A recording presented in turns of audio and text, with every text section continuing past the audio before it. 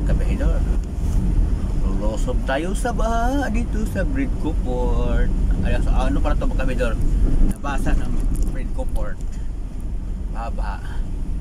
Oh, yan ang resulta basta ang isang taga DPWH buaya. Yun, diba? Kasi ang budget nito wala, inaano na sa mga buhaya, kinain na, kaya wala. Mahirap talaga ang Pilipinas natin. Kung sino lang kaupo, kanyang-kanyang pangurakot na lang ang ginagawa, hindi na magtrabaho, no? Kaya maraming nagano sa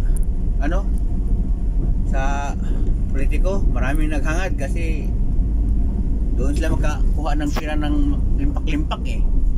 Kaya ginagawa ngayon sa mga congressman, no? Mga empleyado ng mga DPWH, no? Mga kontraktor, di ba? Kung kinakailangan makaano ka sa gobyerno talaga.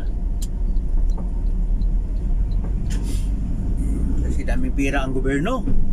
So, kaso lang ang namumuno, nakaw.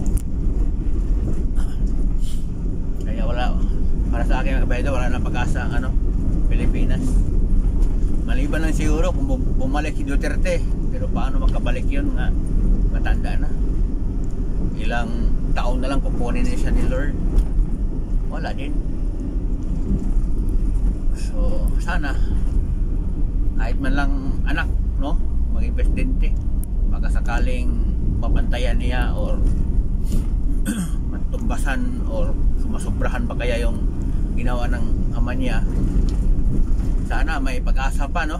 Pero kapag yung dada dyan, yan ang ibubuto natin, walang pag-asa.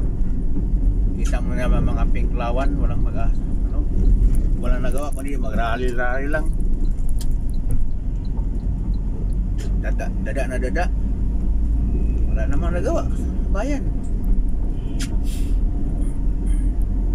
Yung kay Bibi Sara nga 100 plus million lang nga ina-audit na ng kuwa, gusto pa nila anuhin i-impeach si Sara. Samantala yung mayroong billion dyan sa flood control na yan, nanahimik tong mga kulukoy, diba? Itong mga kulukoy, si Castro, Trillanes, Banti, basta marami sila dyan, mga kulukoy na gusto nila pabagsakin talaga mga Duterte. Okay lang sana pabagsakin nila kung sila mismo mayroong magawa sa bayan. Wala naman eh. Si Duterte lang talagang nakaano sa Pilipinas. Iba wala eh. Pag hindi makabalik ang mga Duterte, wala eh. Walang pag-asa sa Pilipinas.